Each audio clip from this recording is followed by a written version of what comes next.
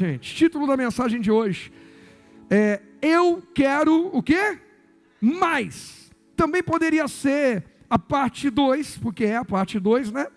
Da mensagem de quarta passada, edificações que permanecem firmes. Eu quero mais, eu quero uma edificação que permanece firme. Lucas 1, Lucas capítulo 1, versículo de número 37, que esse aqui não está no esboço, então tem que olhar aqui na Bíblia. Pois nada, não, por favor, olha aqui e lê comigo bem forte, só quem está com fé, quem quer se encher de fé. No 3, 1, 2, 3. Pois nada é impossível para Deus. Alguém veio buscar esse Deus hoje aqui? Então tira o impossível do teu caminho e coloca Deus em toda a área da tua vida, da minha vida, que cabia impossível, coloca Deus, Deus, Deus, Deus, Deus, Deus. Pastor, eu estou enfrentando um monte de batalha, um monte de situação que não tem mais jeito, então coloca Deus em todas elas. Porque quem não conhece o Deus vivo, quem não conhece Jesus, precisa conhecer alguém que está tendo experiências com Deus vivo.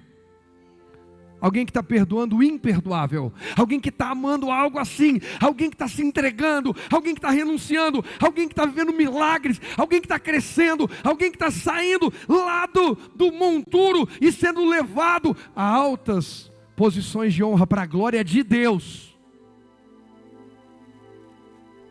Alguém que estava condenado, alguém que estava desenganado, alguém que só falava de doença, agora fala de vida, fala de fé, fala de saúde, fala de cura. Alguém que só falava de dívida, de miséria, agora fala de prosperidade, de conquista, de generosidade, de liberalidade. Agora ele está pensando quem ele pode ajudar, porque a vida do generoso e do próspero é transbordar. Riqueza não tem a ver com retenção, tem a ver com transbordar.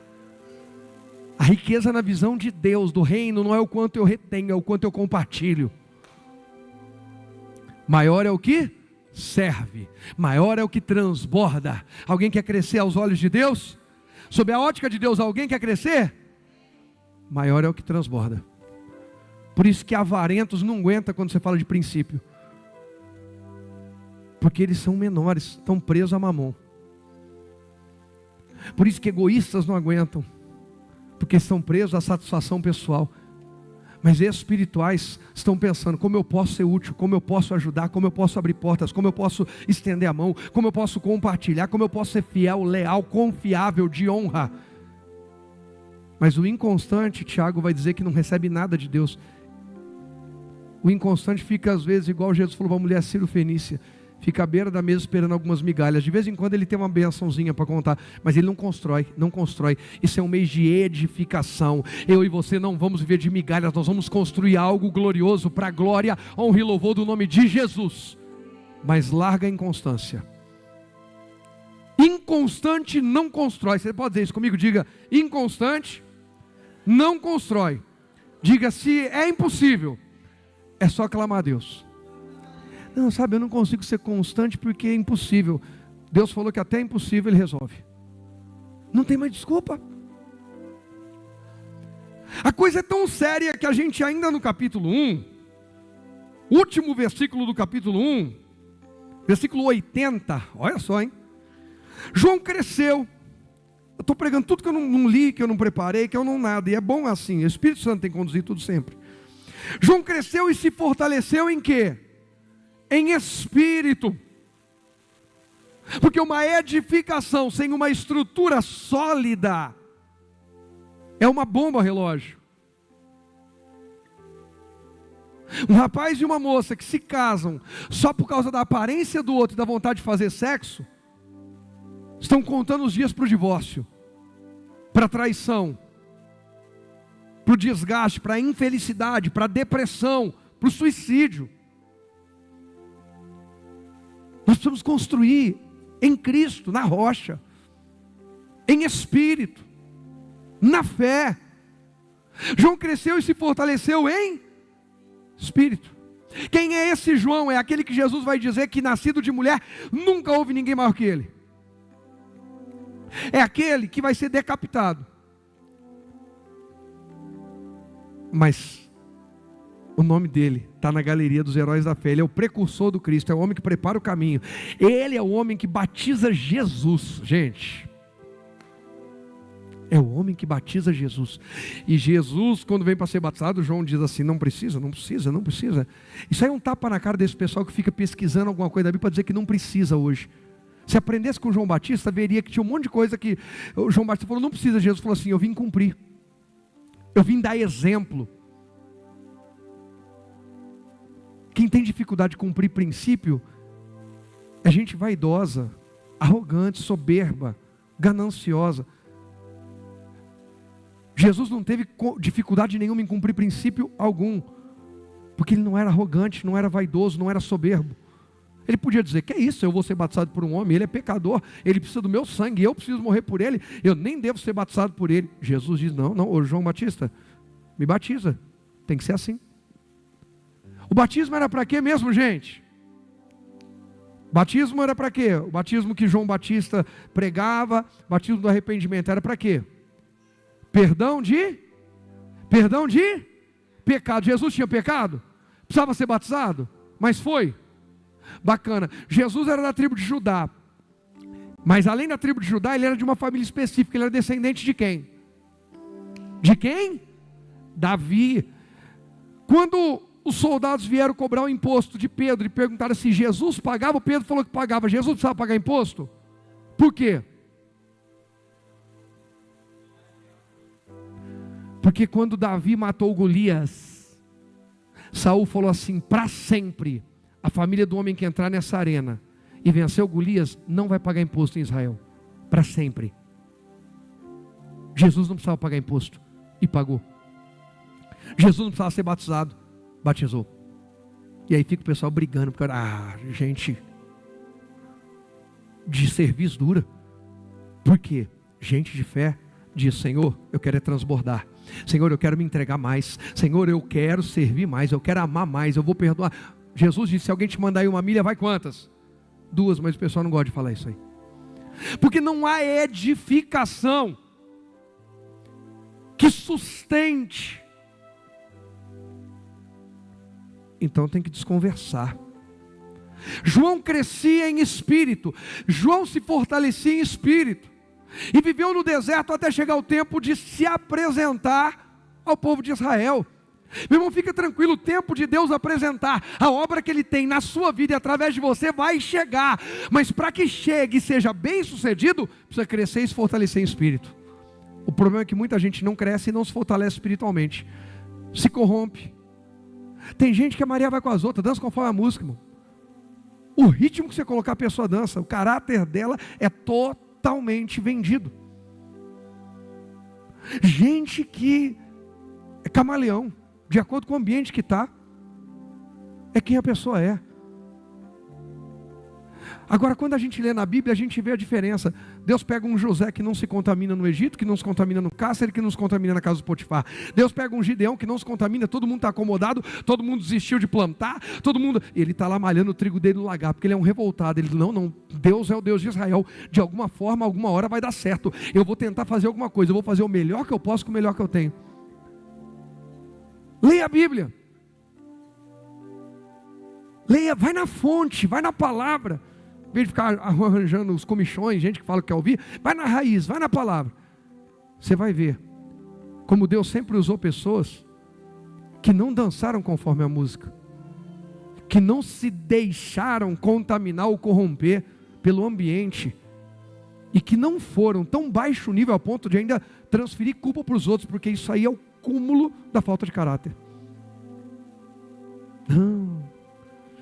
Gente, qual foi a desculpa de Adão quando Deus veio perguntar sobre ele ter comido o fruto da árvore do conhecimento do bem e do mal? O que ele falou? Jogou a culpa à mulher. Gente com o espírito de Adão até hoje fica falando que é por culpa dos outros. Gente com o espírito de Davi diz: fui eu que errei, fui eu. Pequei, então somente pequei, fiz o que era mal aos olhos do Senhor. Senhor, não me lança fora da tua presença.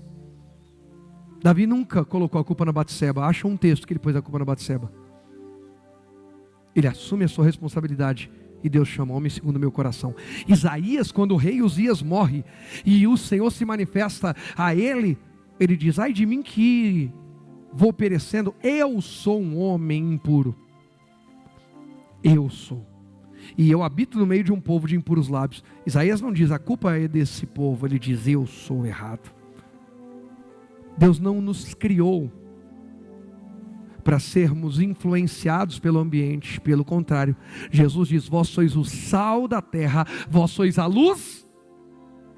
A gente pode apagar toda a luz aqui do salão, se acender uma vela, ainda vai estar escuro o salão, mas o que vai destacar? A luz da vela. Assim resplandeça a vossa luz diante dos homens, e glorifiquem o vosso Pai que está no céu. Isso é bênção de Deus para quem crê. A nossa luz está resplandecendo, a glória de Deus está brilhando em nós e através de nós. Alguém está sendo alcançado, alguém está sendo abençoado. João cresceu e se fortaleceu em espírito, viveu no deserto. Quanto tempo vai durar esse deserto? Eu não sei, mas eu vou viver onde Deus quer que eu viva. Eu vou percorrer o caminho que Deus quer que eu percorra. Eu vou passar por cada etapa que Deus tem para a minha vida, até chegar o tempo de se apresentar ao povo de Israel. Sabe, o que é mais gostoso numa casa, numa construção? É escolher a marca do cimento ou o piso. As mulheres rapidamente responderam: a marca do cimento ou o piso, o tipo do piso. O que é mais gostoso? Escolher o tipo do ferro que vai usar ou os móveis. Mas se a estrutura não estiver bem feita, perde piso, perde móveis, perde a vida.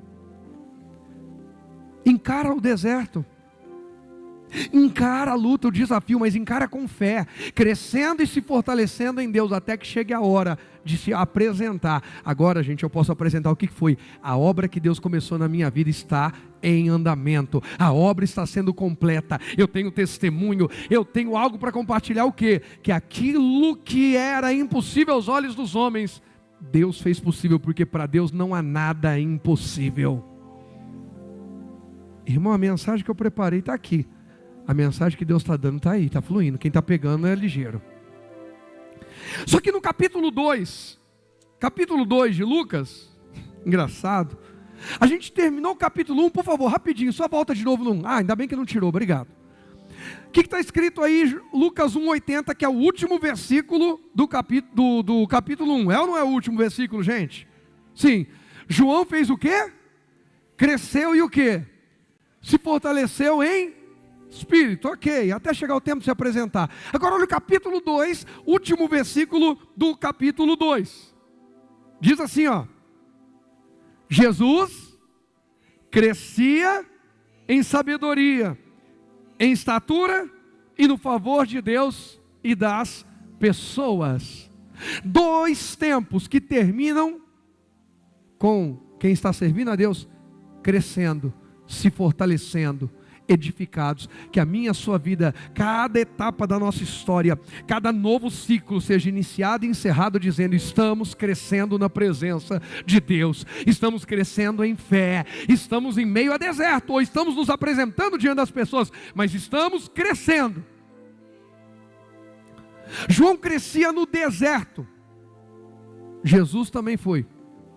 Tanto que quando a gente vê o versículo anterior, o 50, qual que é? 52? Não, 51.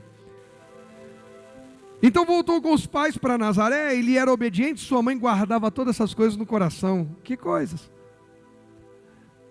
Da autoridade de Jesus diante dos mestres da lei. Jesus foi levado um tempo também para o Egito, foi levado um tempo para o deserto, quando Herodes queria matar todos os meninos nascidos em Jerusalém, em Belém, por causa da notícia que o novo rei de Israel havia nascido em Belém. Eles fogem, quando voltam, porque aquele Herodes havia morrido, e outros da linhagem de Herodes vai assumir o trono e tal. Mas eles voltam, Jesus vai crescendo, crescendo, e chega a hora dele se revelar. Irmãos, a Bíblia diz que o que há de vir virá e não tardará. O que Deus tem para revelar na minha vida e na tua vida, e o que Deus tem para revelar de obras maravilhosas através de nós, se nós ficarmos edificados nele e continuarmos crescendo e nos fortalecendo nele, se prepara, porque Deus vai revelar através de nós coisas boas. Agora para de ouvir gente que não carrega nada de Deus, gente que não constrói, só tenta destruir, contaminar. O que você prefere para pintar a tua casa? Um pichador ou um pintor? Pois é, mas o pichador o dia inteiro fica falando do que os outros fizeram. Eu não estou falando de artista, grafiteiro. É um pichador mesmo. O pichador é revoltado. Em todas as esferas da sociedade você vai vendo os revoltados só tentando tirar a beleza daquilo que alguém construiu. A gente só não enxerga isso na vida espiritual, que tem gente que são pichadores, deturpadores. Eles só corrompem aquilo que alguém está construindo. Eles não constroem nada. Eles não têm frutos para apresentar. Lembra que a gente começou falando de Jesus, que amaldiçoou a figueira, porque ela fazia propaganda de que ela era, mas quando Jesus foi comer fruto, não tinha fruto para oferecer? Cadê os nossos frutos? Frutos. A Bíblia fala que nós devemos julgar toda árvore pelos seus frutos. O que estamos gerando? Alguém se converteu, alguém foi salvo, alguém foi alcançado, alguém foi cuidado, alguém foi acolhido, tem fruto. E ali? Só confusão, confusão, confusão. Não ajuda ninguém, não faz nada por ninguém. Que fruto que tem? Não, mas tem uma teoria maravilhosa. Tá bom. Tiago vai dizer que não adianta você falar para quem tem fome: Deus te abençoe, tendo pão para dar e não dando. Mostra a fé através das obras. Agora vem comigo em Mateus 7. Agora eu entro num pedacinho da mensagem que havia preparado, e não sei quanto dela a gente vai percorrer, mas Deus já está falando com muita gente aqui. Mateus 7, verso 24. Quem ouve minhas palavras e as pratica é tão sábio como a pessoa que constrói o que, gente? Sua casa sobre uma o quê? Rocha o quê? Firme. Não é qualquer rocha, não é qualquer alicerce, não é qualquer fundamento. Ei, nós estamos construindo sobre o quê? Quem que tem sonhos? No presente, pastor, eu tenho sonhos. Não é quem está dormindo aí sonhando, não. Quem tem sonhos? Bacana. Eles estão... Você encontra uma rocha firme para apoiar esses sonhos? Como assim, pastor? Você vê respaldo bíblico para esse sonho?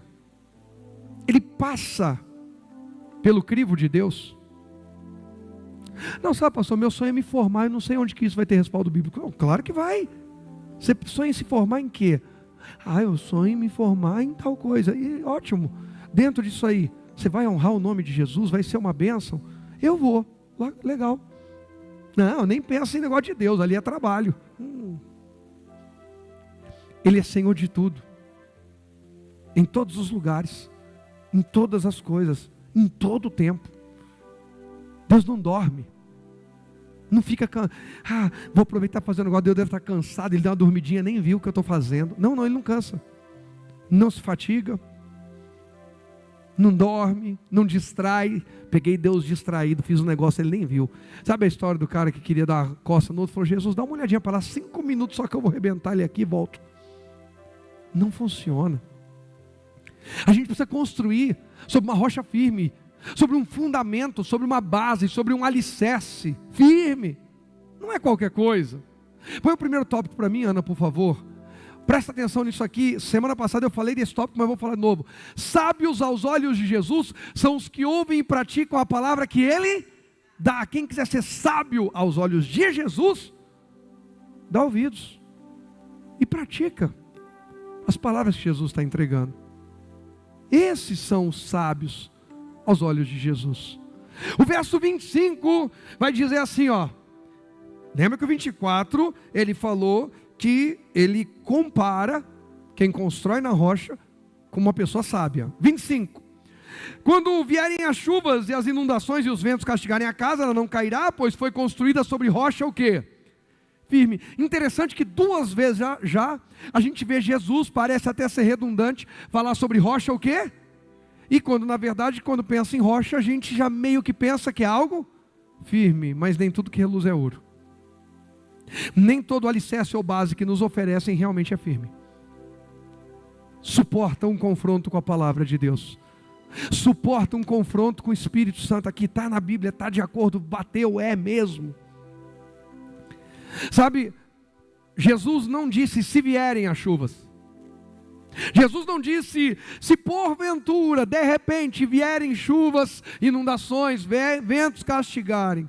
Ele disse quando vierem. É Jesus em Mateus reforçando, ou seja, Mateus enfatizando algo que João também vai enfatizar. João no capítulo 16, verso 33, ele diz: no mundo tereis aflições, tem de bom ânimo, eu venci o mundo. É mais ou menos assim, ó. João fala: olha, no mundo vocês vão ter aflições, fiquem na rocha firme, porque a casa não cai. É como se Mateus falasse assim, ó: quando vierem as aflições, porque nós teremos essas aflições no mundo, essa casa que está na rocha firme não vai cair. Faz sentido o que eu estou falando, gente? Alguém já percebeu os ventos aí na sua vida? Inundações, chuvas. E onde nós estamos construídos? Um casamento que não é construído na rocha na primeira ventania, cada um já quer ir embora. Uma mente que não está alicerçada, não é alimentada pela rocha firme, é alimentada por tudo esse mundo. Gente, o período aí do fecha tudo, fica em casa, de pôr máscara, toda aquela coisa, revelou um monte de gente que a mente não estava em Cristo. Gente apaixonadinho por Jesus, mas não tinha firmeza, desesperado. Ai meu Deus, se eu morrer, vai encontrar Jesus se morrer. Não é isso que a gente quer? Me assusta o olhar de muitos assim: não, misericórdia, pastor, mas eu não quero agora, eu não falei que eu quero agora. Gente, nós vimos pessoas saudáveis não resistir. Irmã Úrsula trabalhou no miolo da furacão. E gente, aparentemente com o pé na cova, só você ver a pessoa já está com o pé na cova. E ter alta, foi ou não foi, irmã Úrsula? Meu irmão, quando Deus chamar o nome do Rogério, não adianta fazer jejum, oração, no dia você querer fazer tudo, eu vou obedecer. Não adianta, Deus chamou, já era.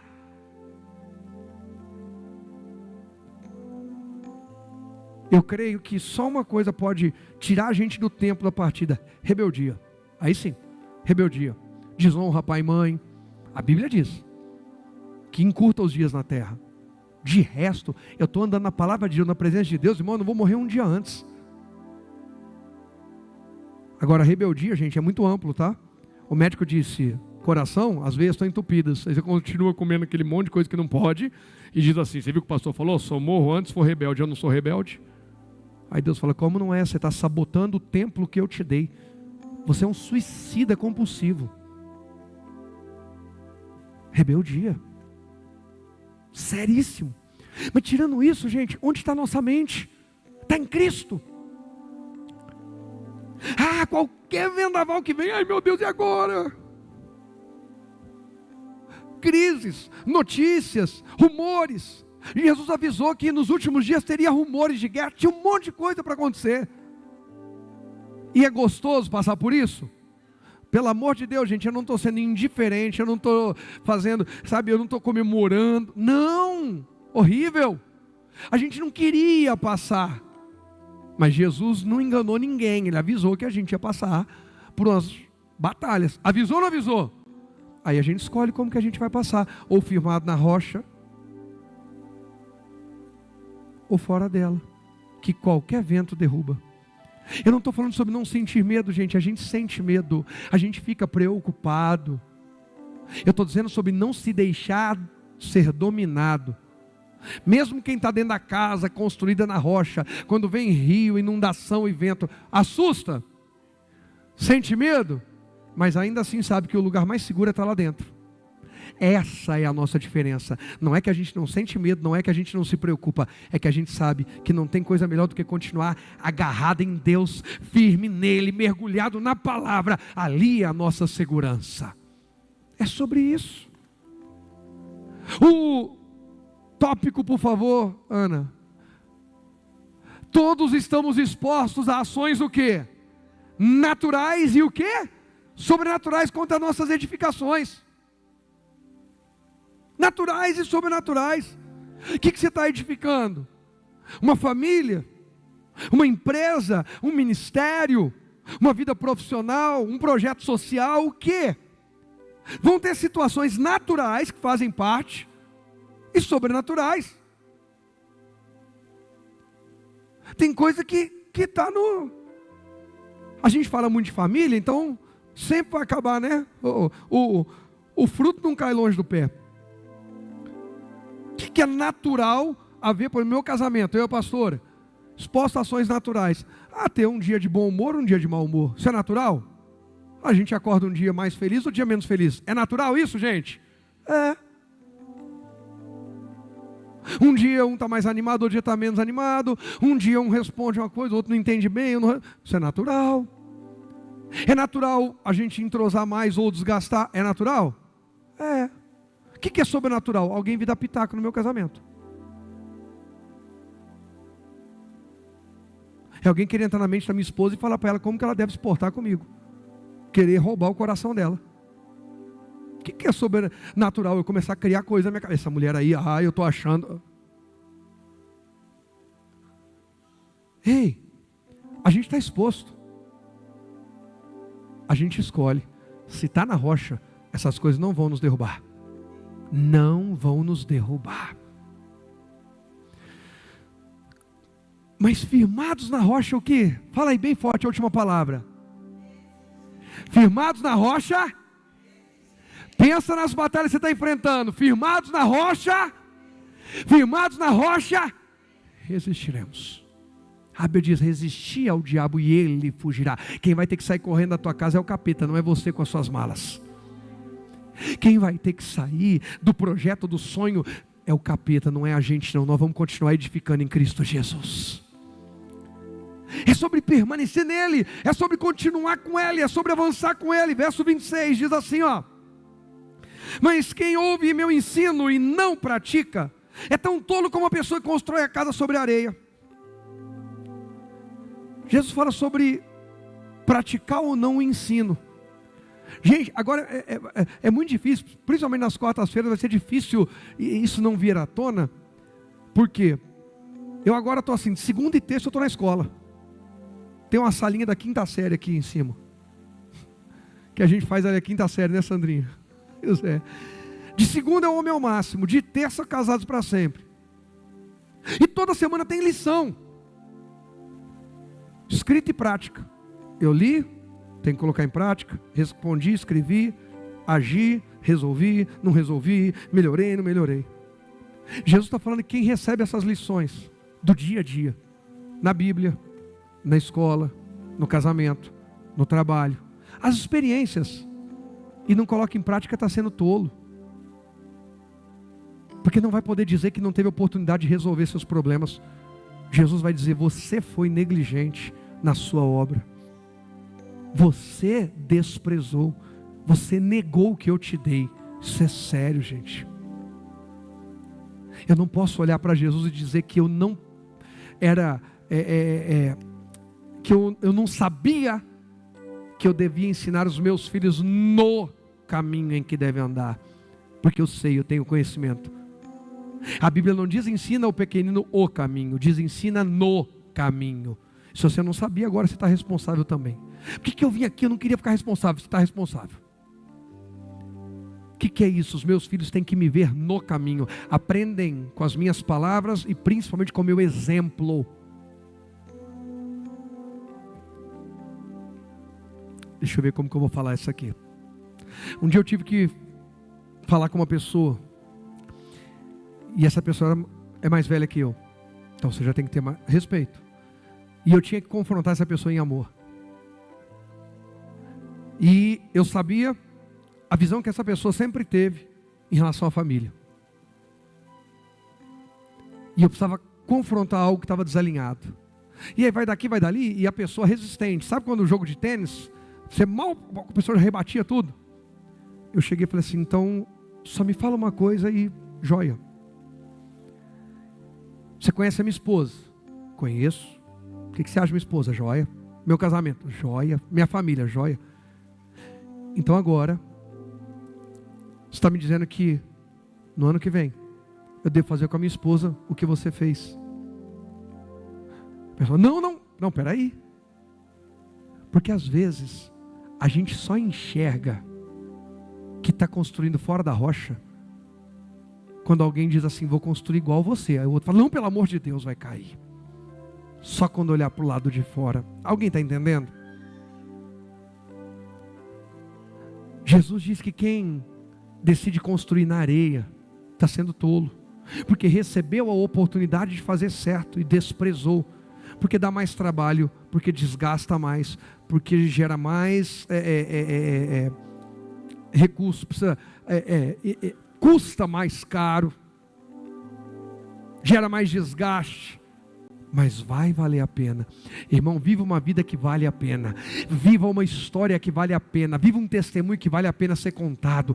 Onde você chegar, as pessoas vão querer ouvir aquilo que Deus fez na tua vida, porque você não cortou caminho. Você não precisa pensar, como é que eu vou contar isso aqui? Não, eu vou contornar, eu vou pular essa parte, eu vou mentir nessa, eu vou enganar nessa. Não, conte uma história digna de exaltar e honrar o nome de Jesus. Lute para viver uma história. E presta atenção, a história de Davi foi perfeita, mas teve conserto. Quem aqui tem carro? Quando o carro quebra, você joga fora? O que você faz? Você viu? Levei lá na BC Center. Pastor desse, né? E os chatos vêm me perseguir. Tô nem aí. Levei lá na BC Center e ficou bom, rapaz, nunca vai dar problema. Esse carro aqui, a pessoa fica feliz da vida de contar que o que fazia barulho, que o que estava vazando, que o que estava fraco, que estava... agora está bom. Quem entende o que eu estou dizendo? Deus tem prazer de contar que Ele restaurou Davi. Deus tem prazer de contar que Ele restaurou Pedro. Deus tem prazer de contar que Ele restaurou Rogério. E deixa Deus te restaurar. Para de fugir dEle. Deixa Deus colocar as coisas no lugar. Mas pastor, vai doer. Vai, cirurgia dói, recuperação dói, custa caro fazer alicerce numa casa, e se for um prédio, mais caro ainda, mas vai valer a pena. A minha história, a tua história, a nossa família, vai valer a pena. A história que nós estamos construindo, os projetos, as empresas, os comércios, as vidas profissionais, o ministério, essa igreja, vai valer a pena, a história vai ser contada. Vai valer a pena. Alguém está entendendo o que Deus está falando? Quem ouve o ensino e não pratica é tão tolo como quem constrói a sua casa sobre a areia. Quanto mais gente ele colocar lá dentro, maior vai ser a tragédia, gente. Quanto mais tempo demorar, mais tragédia vem. Quando vierem as chuvas, as inundações e os ventos castigarem a casa, ela cairá com grande o quê? Estrondo, aquele barulhão. Não, irmão, que na nossa casa o barulhão seja de festa, seja de vencemos, chegamos lá, Deus esteve conosco, nós ficamos nele. Põe o tópico aí para mim, por favor. É uma tolice muito grande, tendo a palavra de Jesus, ainda assim desprezar. Gente, isso aqui era da mensagem da semana passada, tá? Esse tópico estava pronto. Essa leitura estava pronta. Eu não cheguei aí na semana passada, eu parei no anterior. Isso aqui é continuação. Por isso muitos vivem tão inseguros e o quê? Vulneráveis. Alguém acredita que o Espírito Santo, quando quer falar algo, ele fala? Eu vou falar com você com muito temor. O Espírito Santo está falando com a igreja hoje aqui. Eu vou dizer de novo, o Espírito Santo está falando com a gente. Depois você pode perguntar para o Rogerinho, o que eu falei para ele. Eu preguei quarta-feira passada, e eu tinha pregado no outro domingo, comecei aquela mensagem que a gente está nela já há alguns domingos, falando sobre a fé, lá em Hebreus. Quem lembra dessa mensagem? Que estamos lá. Na quarta passada eu não continuei aquela lá, eu vim nessa. No domingo, eu continuei a do outro domingo. Quando chegou para pregar hoje, antes de chegar agora para pregar hoje, ontem Deus me deu uma palavra que eu estava voltando da escola de Israel. Eu abri uma live, algumas pessoas que participaram, Lohane que me ajudou muito, muito obrigado, Deus te abençoe, mandou as chaves. A Sil participou, Silvana, Algumas pessoas entraram ali, a Tatiane entrou, participou, que entraram e tal, e eu compartilhei a palavra. Quando chegou hoje, aí de ontem para cá eu anotei algumas coisas, e eu anotei lá, Mateus 5 e tal, e não sei o quê. E aí quando foi hoje, aí Deus pôs no meu coração, mas começa falando em Mateus 7, da casa na rocha, casa na areia e tal. Aí eu preparei os bolsos em casa e vim, irmão. Quando chegou aqui, eu fui pegar no papel que eu gosto de imprimir, eu fui pegar só o título da semana passada, já para copiar e colar, já ficar prontinha a configuração. Falei, deixa eu ver a mensagem da semana passada. Quando eu abri a mensagem da semana passada, a mensagem da semana passada era Mateus 7, João 15 e depois Mateus 5. Eu não li, não olhei ela de novo. Para essa semana, Mateus 5 e Mateus 7. Pastor, é porque o senhor falou para a gente estar lendo. Até isso eu não sabia nem o porquê que eu estava falando. Pelo amor de Deus, medita essa semana em Mateus capítulo 5 até Mateus capítulo 7, porque Deus está jorrando tesouros preciosos para quem está gastando, dedicando tempo em mergulhar em conhecê-lo. É hora de edificação. Aí depois a gente ouve o testemunho do outro e diz, por que comigo não aconteceu? Deus fala, porque você não aguenta, a sua casa não aguenta. Toda vez que vem desafio, você mente. Toda vez que vem desafio, você acomoda, você foge. Me mostra uma obra que você começou e foi até o fim. A gente precisa aprofundar na palavra. Alguém está entendendo o que Deus está falando? Irmãos, nem eu sei como que está indo aqui. Entrei com o Lucas, mas eu fiquei impactado. Falei com o Rogerinho lá no escritório. Falei, filho, olha isso aqui. Eu não li a mensagem semana passada, não estava lembrando dela, nem lembrava nada dela. E eu preparei essa semana com outro ponto que eu vou provavelmente falar na próxima quarta. As chaves que eu entreguei ontem, eu não entreguei nenhuma aqui, mas os textos são o mesmo. O que é isso? O Espírito Santo quer dar para você e para mim profundidade, porque tem obras grandes de Deus chegando aqui na terra. Irmãos, quem acredita que há um grande avivamento antes do fim?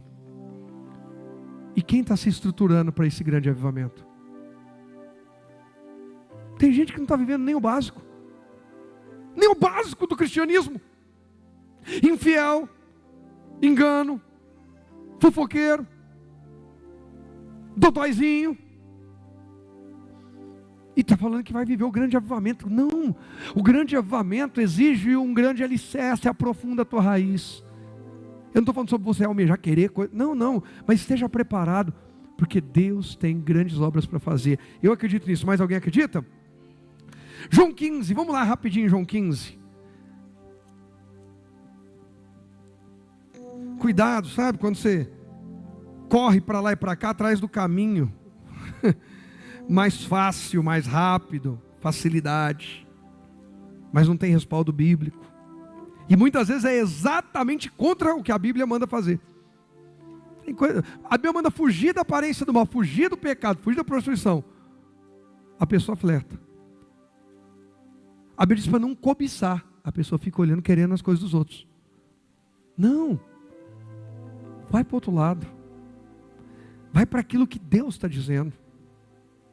Não para aquilo que Deus está falando que não é. Olha o que diz João 15. Cuidado. Pode às vezes parecer melhor, mais tranquilo, mas no final vai vir um estrondo. A ruína é grande. João 15, verso 1. Eu sou a videira verdadeira, meu pai é o lavrador. Todo ramo que estando em mim não dá fruto, ele corta. Todo ramo que dá fruto, ele poda. Cortar e podar é diferente. Podar é uma limpeza. Poda são os cortes para que haja esforço e aquela árvore, no caso aqui a videira, cresça ainda mais forte e saudável. Cortar é acabou. Uma diferença muito grande. Diz assim ainda: todo ramo, que dá fruto, ele poda para que produza ainda mais. Vocês já foram limpos pela mensagem que eu lhes dei. Permaneçam em mim, eu permanecerei em vocês, pois assim como um ramo não pode, olha só, produzir frutos se não estiver na videira, vocês também não poderão produzir frutos, a menos que o quê? Permaneçam em mim, casa alicerçada na rocha. casa construída na rocha. O verso 5 ele diz: sim, eu sou a videira verdadeira, vocês são os ramos. Quem permanece, de novo, permanecer em mim e eu nele, produz quanto, gente? Muito fruto, pois sem mim vocês não podem fazer o quê? Coisa alguma. Quem não permanece em mim é jogado fora como um ramo imprestável e seca. Esses ramos são ajuntados no monte para serem queimados. Mas se vocês permanecerem em mim, as minhas palavras permanecerem em vocês, pedirão o que? Quer dizer que eu posso sair fazendo o pedido que eu quiser? Presta atenção que antes de Jesus falar sobre pedir o que quiser, ele diz: permaneceu em mim, eu permaneci em você. Você já não vai pedir qualquer coisa, já não vai pedir bobeira. Agora os nossos pedidos estão alinhados ao Criador, quem está entendendo? Agora eu já não penso sozinho, eu penso com a mente de Cristo. Agora o meu coração já não pulsa sozinho, ele pulsa segundo o coração de Deus. E aí o que pede, recebe. Pedis e não recebeis, porque pedis mal, mas eu quero pedir bem, como que eu faço? Alinha com Deus, esteja nele, deixa ele estar em você. Cada escolha, cada decisão, ele tem que estar no meu temperamento, na minha personalidade, na minha força de vontade, na minha renúncia, na minha entrega, na minha transparência, na minha verdade, em tudo. Ele em mim e eu nele, ele em mim e eu nele. E aí pedirão o que quiserem. Isso é forte, hein? O que quiserem. Olha só. E isso lhes será o que, gente? Concedido. Põe o tópico aí, por favor. Presta atenção nisso. Apressados demais, instáveis demais, movidos pela emoção, não tem o que? Raiz. Como eu conheço gente sem raiz? Não tem raiz. Não tem uma história longa para contar, duradoura. Nunca construiu algo assim. A gente precisa avaliar o que nós estamos construindo, que está se tornando um legado, que pode ser passado a outras gerações ou a outras pessoas. Não tem raiz, não se aprofundam, e estão sempre prestes a cair. Cuidado. Alguém já disse que quem se converte na emoção, desvia quando a emoção vai embora. Está cheio de gente que procura na igreja uma casa de emoções. Agora isso não rouba de nós sentimentos, isso não rouba de nós sensações. É gostoso se emocionar. Jesus faz a gente se emocionar. Faz ou não faz, gente? O que eu não posso é ficar preso apenas às emoções. A minha vida de fé é além das emoções. Sentindo ou não sentindo, eu sei quem Ele é. Quantas eu vim orar aqui e não senti nada e ficava. E eu tenho muito uma coisa que eu falo: Senhor, por favor, me dá alguma coisinha, vai. O Senhor me ama, eu te amo, alguma coisa.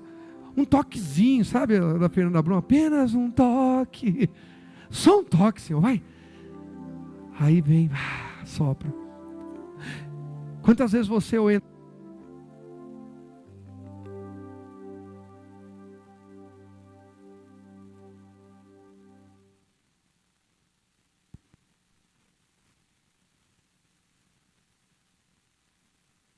Obrigado. O que acontece? Quantas vezes um toque de Jesus mudou a nossa história? Mudou. Mas vieram os ventos, a inundação, a chuva, e a gente permaneceu. Eu termino em Mateus 5. Semana que vem a gente fala mais, talvez 1 Coríntios 15, Hebreus 12. Mas hoje eu termino em Mateus 5.